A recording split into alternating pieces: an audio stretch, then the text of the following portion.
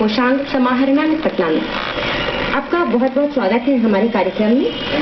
जी, आप हमारे दर्शकों को आज के दिन के महत्व के बारे में बताएं। मुख बधिर बच्चों को प्रोत्साहन देने के लिए सितंबर माह में अंतर्राष्ट्रीय मुख बधिर दिवस मनाया जाता है। मुख बधिर का बच्चे जो अच्छा से न तो सुन सकते हैं न बोल सकते हैं। बधिर सुनने में सक्षम नहीं होते हैं। ये लोग जन्मजात अथवा किसी घटना के कारण बधिर हो जाते हैं। जी, जन्मजात 90% बधिर होते हैं, जिन्हें सामाजिक वातावरण में समायोजित करने के लिए बहुत ही कठिनाइयों का सामना करना पड़ता है। ऐसे लोगों से बात करने के लिए प्रतीकों, चिन्हों या विशेष प्रकार की भाषा, जिसे चेहरे के भाव, हाथों और उंगलियों के द्वारा बताया जाता है। जी, बिहार सरकार इन बच्चों को प्रोत्साहन के लिए अनेक कार्यक्रम चला रही है। सरकार ने मूक और बधिर के लिए, विकलांगों के लिए और कौन कौन सी योजनाएं चलाई हैं, उनके प्रोत्साहन के लिए क्या क्या किया जाता है? मूक बधिर बच्चों के लिए बिहार सरकार दो मध्य विद्यालय बालक और बालिकाओं के लिए, जिसमें 1 से 8 वर्ष की पढ़ाई होती है, जिसमें बच्चे का नामांकन 5 वर्ष से लेकर 7 वर्ष तक की होती है। नामांकन इस विद्यालय में 50 सीटें छात्रा के लिए और 50 सीट छात्र का नामांकन। छात्र और छात्राओं, बालक और बालिकाओं के लिए अलग अलग विद्यालय हैं। अलग अलग विद्यालय है। छात्राओं का मध्य बालिका विद्यालय गायघाट में अवस्थित है और छात्र का मध्य बालक विद्यालय महेंद्रू में जी। तो इन विद्यालयों में पढ़ाई के अलावा, क्योंकि ये मूक बधिर हैं, तो उनके लिए और क्या क्या प्रावधान रखे गए हैं? पढ़ाई में सरकार की तरफ से उन्हें छात्रावास में पूरी रहने की मुफ्त सुविधा है जी। और उसके पठन पाठन सामग्री के लिए PTBC की किताबें दी जाती है जी। उन्हें बैग दिया जाता है, कॉपी दी जाती है, पेंसिल दी जाती है और पोशाक के लिए 1500 रुपए की राशि दी जाती है, जिससे ड्रेस कोड के मुताबिक उनको ड्रेस दिया जाता है जी। इसके सिवा और पढ़ाई में उन्हें प्रोत्साहन देने के लिए और क्या करते हैं? उसके लिए सरकार स्वास्थ्य के लिए भी काफी जागरूक है जी। और स्वास्थ्य के लिए छात्रों को स्वास्थ्य की सुविधा दी जाती है। सरकार द्वारा जारी हेल्थ कार्ड से भी छात्रों को जोड़ा जा रहा है। ये सब निःशुल्क होता है सरकार की तरफ से जी। छात्रों को मनोबल को बढ़ाने के लिए, उनकी एक्टिविटी को बढ़ाने के लिए खेल की व्यवस्था की गई है, जिसमें कैरम, क्रिकेट, बैडमिंटन आदि की व्यवस्था है। लड़कियों के लिए स्कीपिंग रोप की व्यवस्था की जाती है जी।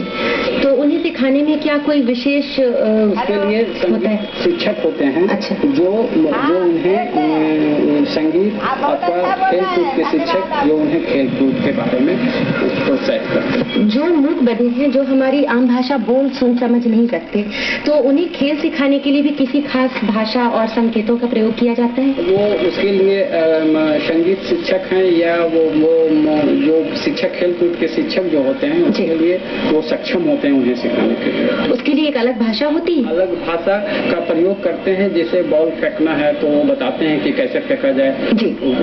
या फिर बैटिंग करते हैं तो कैसे किया जाए, उसके लिए वो अलग से ट्रेंड टीचर रहते हैं जी। और इसके अलावा जैसे आपके स्कूल में टीवी होते हैं, VCD प्लेयर्स होते हैं, तो उनको समझने के लिए इन्हें कैसे सिखाया जाता है? मनोरंजन के लिए हम लोग के आवासीय विद्यालय में टीवी, VCD होते हैं, ताकि मूक बधिर बालक भी न्यूज वगैरह जो आते हैं टीवी पर मूक बधिर बच्चों के लिए, उसका वो भरपूर लाभ उठा सकें। जी। सर ये और छात्रवृत्ति जैसी कोई चीज है सरकार की तरफ से? बधिर या विकलांगों के लिए छात्रवृत्ति दी जाती है। वर्ग 1 से 10 के लिए प्रखंड स्तर पर छात्रवृत्ति दी जाती है और ये इंटर से लेकर पोस्ट मैट्रिक ये पीजी तक स्नातकोत्तर तक या टेक्निकल या मेडिकल छात्रों के लिए सामाजिक सुरक्षा कोषांग से छात्रवृत्ति दी जाती है। और क्या इनकी पढ़ाई को आगे देने के लिए प्रोत्साहन के लिए ऋण की सुविधा भी है? ऋण की सुविधा है।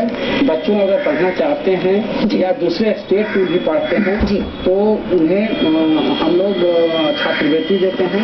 छात्रवृत्ति के अलावा अगर तो कोई बच्चे इकोनॉमिकली कमजोर हैं उन्हें प्रोत्साहित करने के लिए स्वरोजगार ऋण शिक्षा ऋण योजना देते हैं जिसमें 5 लाख तक के हम लोग ऋण उपलब्ध कराते हैं। जी, और इनके लिए सुनने के लिए जो हियरिंग मशीन हियरिंग एड दिया जाता है तो उसके बारे में प्रावधान है स्कूलों में विद्यालयों में? हियरिंग एड के लिए बिहार सरकार हमेशा शिविर लगाकर हियरिंग एड मूक बधिर बच्चों को दिया जाता है और हियरिंग एड ताकि वो सुनने की क्षमता को बढ़ा सके और बातें समझ सके। सर और ये तो बच्चों के लिए हो गया, और विकलांग नागरिकों के लिए क्या क्या प्रावधान है सरकार की तरफ? विकलांग नागरिकों के लिए हम लोग इंदिरा गांधी निःशक्ता पेंशन योजना चला रहे हैं। राज्य सरकार की ओर से विकलांगता पेंशन योजना चलाए जाते हैं जिसमें उन्हें पेंशन दिया जाता है। तो इसके लिए क्या प्रावधान कैसे करते हैं? जैसे जो आम नागरिक हैं जो विकलांग हैं तो वह उन्हें सरकार की तरफ से किस तरह से मदद की जाती है? वो प्रखंड विकास पदाधिकारी के यहाँ 2 प्रति में फॉर्म भरकर देते हैं जिसमें विकलांगता के लिए हम लोग जिसकी विकलांगता 40% से अधिक होती है उन्हें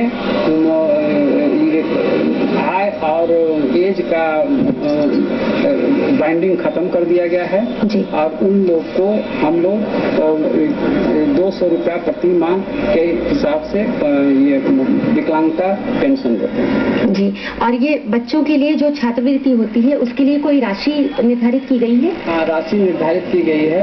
वो राशि ये ब्लॉक स्तर पर जो दिया जाता है 1 से 10th क्लास के लिए उसकी अलग राशि है और जो ये टेक्निकल या मेडिकल या पीजी में पढ़ते हैं उसके लिए अलग राशि निर्धारित की गई। वह राशि बच्चों की जो पढ़ाई की सक्षमता होती है उसके आधार पर दी जाती है?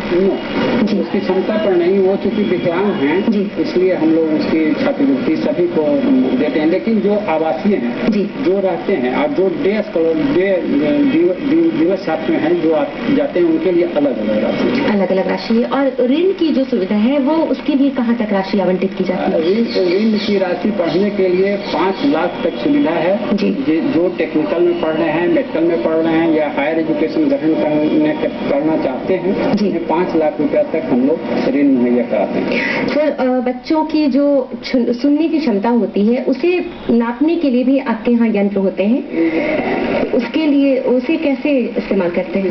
हेयरिंग मेजरमेंट इंस्ट्रूमेंट होता है जो बच्चों की क्षमता हेयरिंग के बच्चों की क्षमता को वो मापता है।